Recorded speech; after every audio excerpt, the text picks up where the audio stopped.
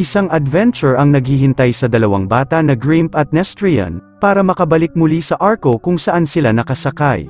Samantala, ginagawa ng kanilang magulang ang lahat para kumbinsihin ang isang leon na balikan muli ang nawawala nilang mga anak sa dating tirahan. Ngayong araw, ikikwento natin ang istorya ng All Creatures Big and Small. Nagsimula ang pelikula sa gitna ng desyerto at natutuwang ibalita ng anak na si Finny, na nagkaroon daw siya dito ng bagong kaibigan.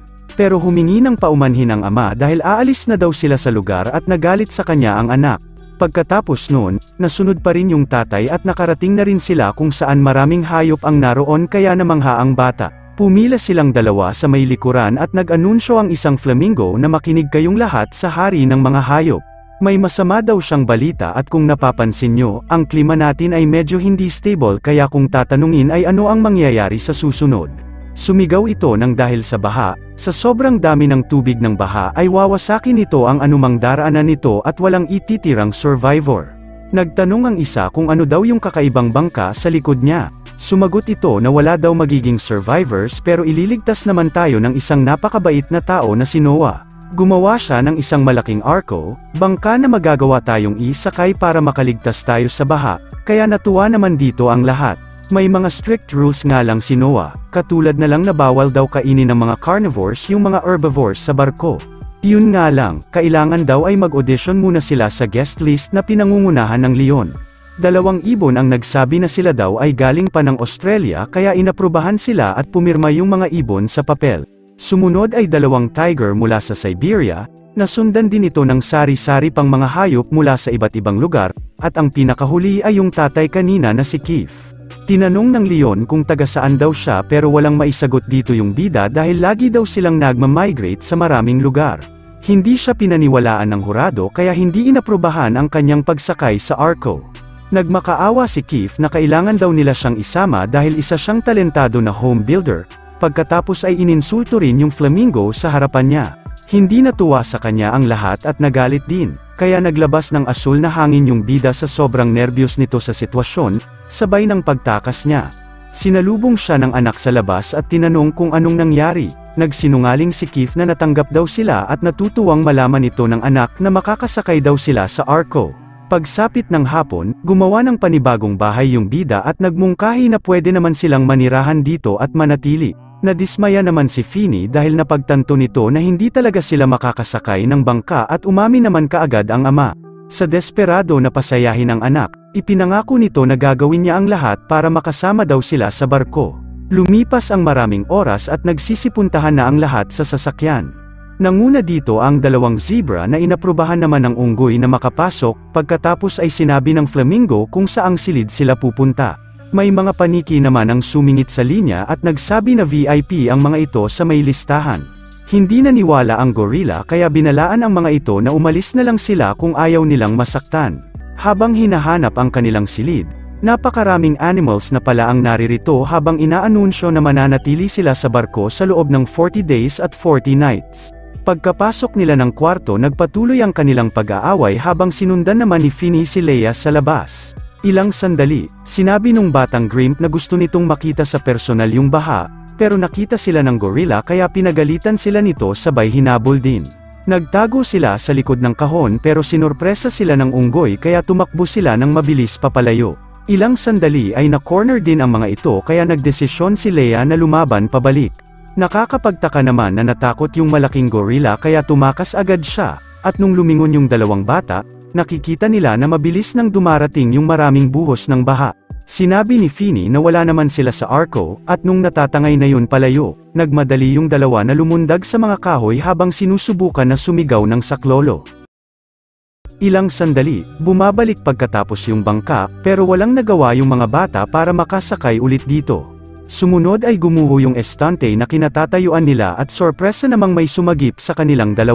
Ang akala ni Finny na tutulungan silang makabalik ng Arco kaya nagpasalamat ito sa mga paniki. Pero sa ibang direksyon na sila pumupunta at napagtanto ni Leia na hindi talaga sila tinutulungan ng mga ito. Naglabas ng asul na usok si Finny kaya naguluhan sa sarili yung mataba. Pagkatapos ay kinagat naman ni Leia yung isa kaya agad siyang nabitawan din noon.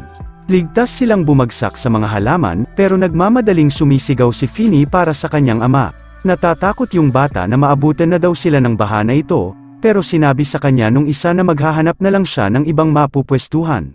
Samantala, walang tigil sa paghahanap yung dalawang mga magulang kung saan-saan. Pero kahit malibot nila ang lahat ng mga kwarto, hindi pa rin nila nahanap yung mga bata sa bangka. Pagsapit ng gabi, nakagawa si Leia ng munting shelter pero nabutas lang ito sa malakas na ulan. Tumingin siya sa itaas at nakita ang magandang bahay na ginawa ng isa kaya nagdesisyon ito na puntahan na lang yun. Pagkaakyat niya, nakita nito yung welcome mat na ikinaayaw niya, pero napilitan pa rin ito na kumatok sa pintuan. Binati siya ni Finny na lumiliwanag, at nagtataka yung Grimp kung bakit daw siya ganon. Mabait si Finny at pinatuloy yung bagong kaibigan. Sa loob ay tinignan ng mabuti ni Leia ang paligid at nasorpresa siyang nagawa niya daw itong lahat ng isang gabi lang. Idiniin din niya na pagsapit ng bukas, gusto niyang umalis sa lugar ng mag-isa lang, pero sumagot yung isa na hahanapin sigurado naman sila ng kanilang mga magulang sa umaga. Sa loob ng bangka, may magandang balita sa kanila yung unggoy na nakita na daw niya ang kanilang mga anak. Pagkatapos ay pinapasok niya ang mga iyon na ibang klaseng hayop, kaya sinabi nung nanay na hindi daw ito ang mga anak nila. Binanggit din ni Keith na ito daw ay mga hippopotamus, kaya nagalit ito at binalaan niya yung unggoy na baka daw siya magalit at tiyak hindi niya magugustuhan. Pero natanggal lang ang kanyang disguise, kaya sumunod ay inihagis sila sa may kulungan. Dumating yung leon kung ano daw itong nangyayari, sabay nagmakaawa si Hazel na kung pwede daw ibalik muli yung arko sa pinanggalingan nito. Pero tumangging gawin yun ng leon, at inutusan yung bantay na wag daw paalisin ng silid yung mga stowaway na ito. Kinabukasan, tinanong ni Leia kung anong ginagawa niya at sumagot yung bata na gumagawa daw siya ng sariling arko. Dagdag din ito na meron ding higaan sa gitna. Bigla namang nagkahangin ng malakas at tinangay nito ang bangka palayo sa kanila. Ilang sandali, sorpresang inatake ulit sila ng mga paniki. Nakatakas si Leia pero si Finny ay hindi makaalis sa kinatatayuan niya.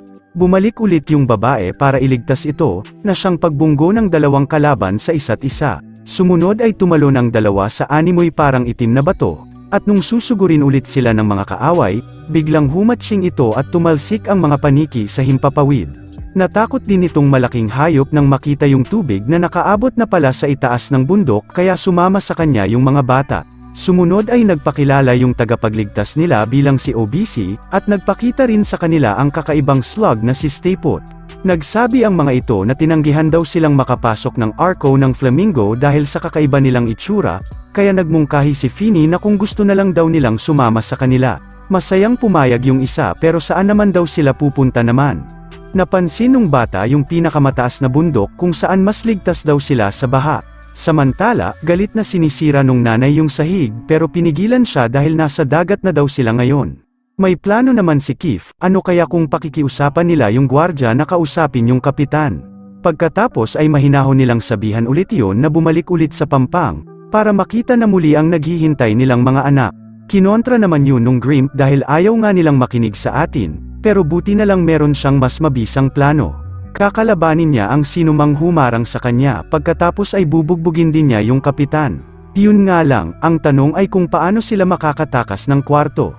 Ilang sandali, pinuntahan sila ng bantay at nakitang nagkakagulo ang dalawa dahil sa gusto daw siyang kainin nung Grimp. Sinubukan silang ihiwalay nung gorilla, pero biglang nawala ang mga ito at nagmadaling sinarado nila yung pintuan. Sumunod ay may dumating na isa pang unggoy pero nahihirapang pigilan ni Keith ang kanyang asul na usok. Ipinaliwanag nung isa na nakatakas daw yung mga stowaway. Nang biglang bumababa sa kanya yung usok ni Keith at nalaman na malapit lang pala sila. Tumakbo sila sa akala nilang pinuntahan nung dalawa, habang busy naman yung mga bida na hanapin ang tamang daan papunta sa kapitan. Nang makarating sila sa pinakatuktok, nakita nila sa pintuan na nasa loob ng silid yung leon.